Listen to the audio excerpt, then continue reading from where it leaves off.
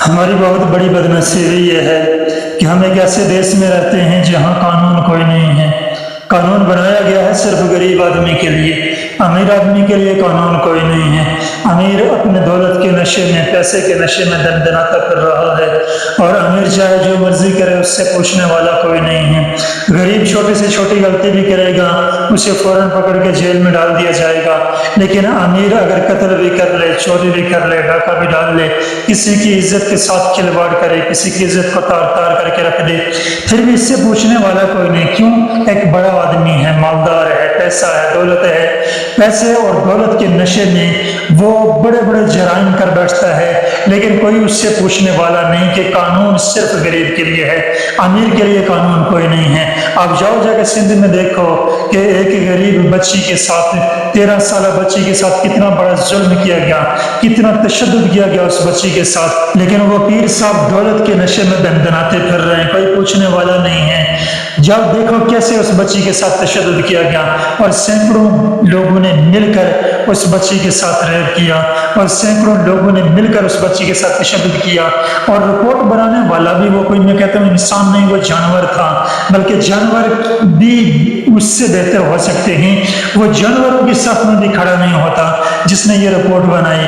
Report بنانے والا بھی کہہ رہا ہے جی کہ بچی کو بخار ہوا، اور بخار سے اس کا انتقال ہو گیا، اس کو دفن کر دیا گیا، اور بچی کے جو والدین ہیں ان پر تشدد کیا جا رہا ہے کہ یہ واپس اس پیر صاحب سے صلح کر لیں، کہ یہ منہ نہ کھولیں، ان پر تشدد کیا جا رہا ہے۔ امیر آدمی کے لیے تو قانون ہے ہی کوئی نہیں، سارے کے سارے قانون غریب آدمی کے لیے بنائے گئے ہیں۔ جب دیکھو چند دن پہلے وہ رضوانہ کے ساتھ کتنا تشدد کیا گیا، کتنا بڑا ظلم کیا گیا۔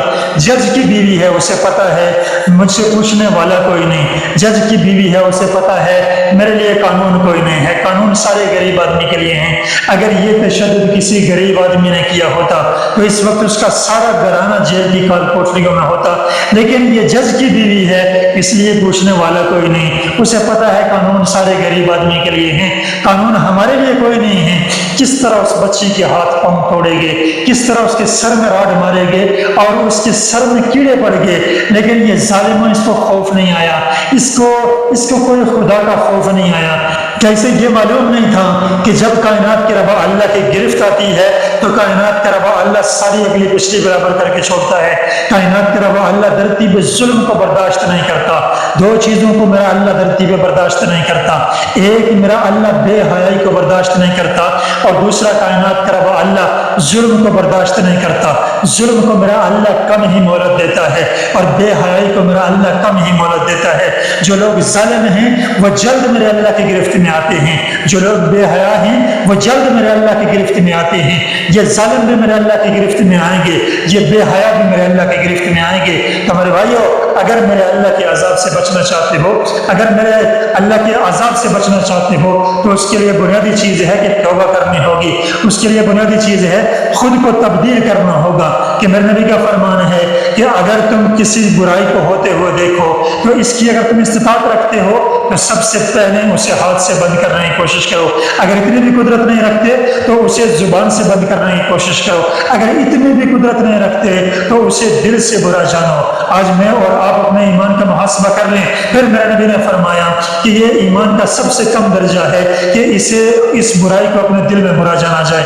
ہمارے محترم بھائی اور دوستو، ہمارے سامنے اگر کوئی برائی ہو رہی ہے تو پہلے ہم اسے ہاتھ سے روکنے کی کوشش کریں، اگر ہاتھ سے نہیں روک سکتے تو زبان سے بند کرنے کی کوشش کریں، اگر زبان سے بھی بند نہیں کر سکتے تو کم سے کم اتنا ہی کر لیں کہ اس برائی کو دل میں برا جانا جائے۔